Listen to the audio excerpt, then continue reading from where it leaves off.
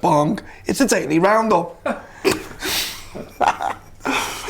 Rob. I love that. I don't know if you just told me I'd have done some harmonies for you. No, see, we'll just spoil it all. Okay. We all right? Yes, You all right? I'm good. How are we doing? I'm beyond good now. Are we over Sunday now? Yeah. Bodily and psychologically, yeah. I thought you were going to say something. No, I'm not. Right, so this is all a little bit kiddie. Right, today's that daily roundup. I'm Andy Eaton, that's Rob Gutman, as you know.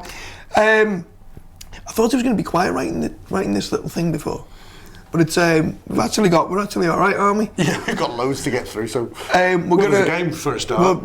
Shh. Okay, I'll spoil the fun. We're going to start with in dispatches. There was talk of Ian Ayre being snapped in London for what was presumed to be a meeting about this often mentioned European Super League, where the Echo, thanks to Echo Live blog, have reported that actually Ian Ayre was down there for a meeting with the owner of the International Champions Cup, which, if you don't know what that is, it's the big tournament that Real Madrid, Barcelona normally get involved in.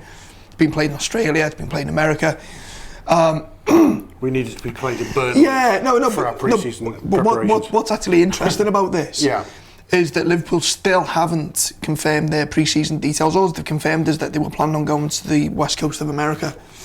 And everyone kind of presumed, and we kind of heard, that the idea was the pitch was a game against the Galaxy, Steven Gerrard, etc.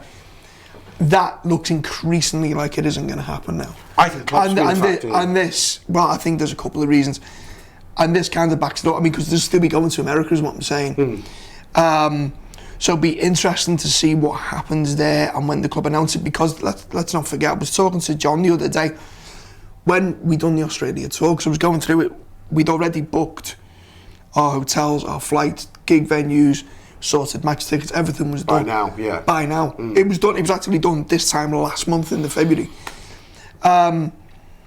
So it's interesting why the original game's been pulled, whether it's because Stephen hasn't done as well as what they thought, or maybe his impact hasn't been as much publicity-wise, or, as you say, whether Klopp's trying to... I got the impression that Klopp feels, because he hasn't had a mid-season break, that this close season is absolutely essential for him to spend his maximum time on the training pitch and for getting them to a level of fitness. But if they have to marry commercial duties, it might be that he's trying to restrict the length of the tour. But surely entering the International Champions Cup, where you're obliged to play one or two games, is actually more work than just one-off game against the Galaxy. I don't know, maybe it's the duration of the tour. Possibly, the logistics of it, etc. We shall see. We shall. We wait with bated breath, especially because we were hoping to come out and see you guys over there. Man United. Man United, yeah. They and the council in Manchester, Salford Council, have been looking at putting pressure on UEFA to move the kick-off time from the rather ludicrous 6 p.m. to an 8 p.m. Sky Sports, I believe, are reporting today that is in a vain hope, and United expect it to still take place at 6 p.m. So that's going to be a bugger for everyone to get to. It's just a big bad Watch the swears, Roberts. Is that we get away with that? Just don't say it again. Just don't say it again. Bugger, piss or crap. Okay. All right. Okay. You know what's interesting about this, though? What? Another thing that's interesting. The reasons for... I mean, it's mad. The police advisory boards or whatever they speak to, they're mad.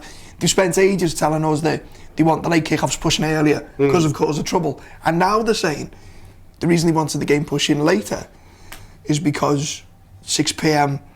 on Paddy's night is apparently worse than 8 p.m. on Paddy's night. Oh, is that the argument? Get your kip around there. I thought there was a traffic issue because that is going home time, isn't it, as well? That's going to be a nightmare. Do you remember, at Anfield, no, but that's one of the reasons, because it's the police who've been putting pressure on as well. Right, okay, yes, fair enough. Can you get your head around that? I can't get my head around it, but 6 o'clock it looks like it will be. John Gibbons' favourite player, Dele Alli. Eulogising Steven Gerrard again today. And you're making me talk about Dele Alli. One that got away. I know. He'll be captain by now. He'll be on Brendan's tombstone and other Liverpool managers to come. Next on. Go on. Next on is tonight's match, which is No, it's not. It's Dan Kennett. No, would you listen? There's a list. No, but listen. My glasses aren't good enough to read that. Who's driving this train? Who's driving this train? Me. You are, Andy. Go ahead. Yes, thank you. Go on, Dan. Dan Kennett's Twitter's been really interesting this morning. Has it? It certainly has. Don't sandbag me now. Some of list of players. There's a chart that's come out, big chance ratios, etc., etc. Yes.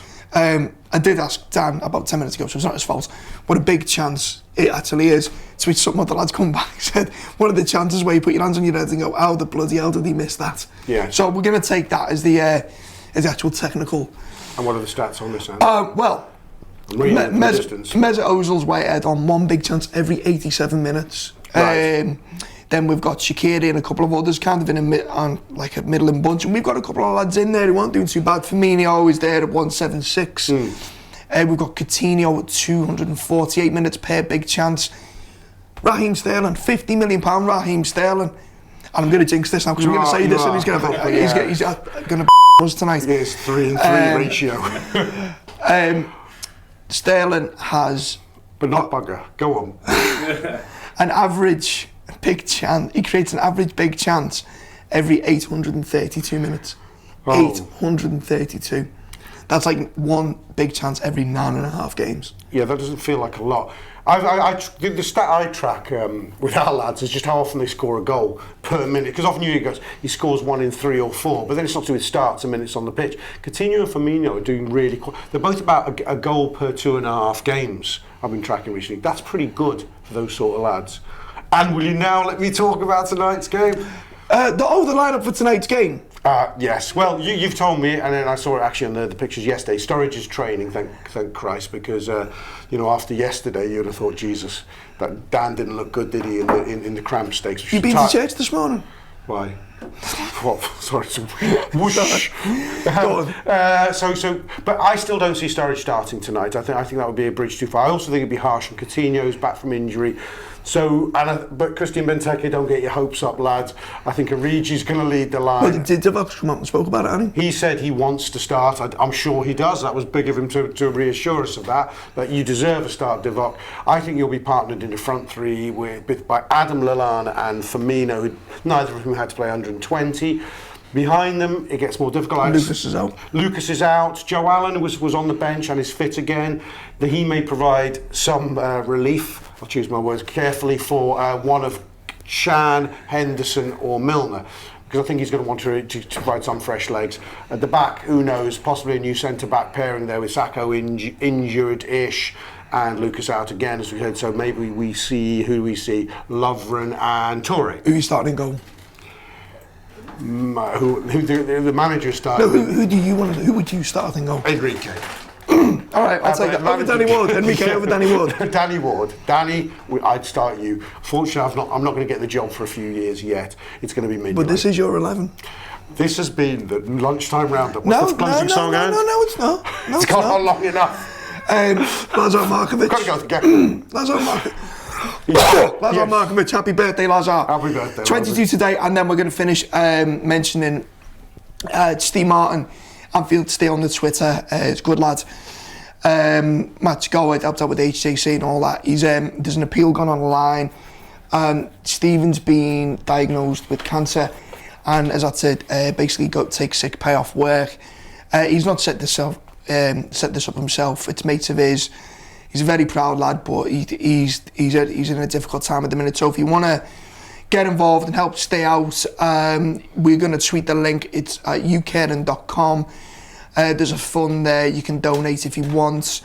As I said, we will tweet the links, and there'll also be, we'll mention it a couple of times over the course of the day, and it should be in the description under this video. So yeah, if you can get involved, it'd be greatly appreciated for the lads who could really do your help at the minute. That is today's lunchtime wrap up, and I've been Andy Heaton. This has been Rob Gutman, and we shall see you later in the week.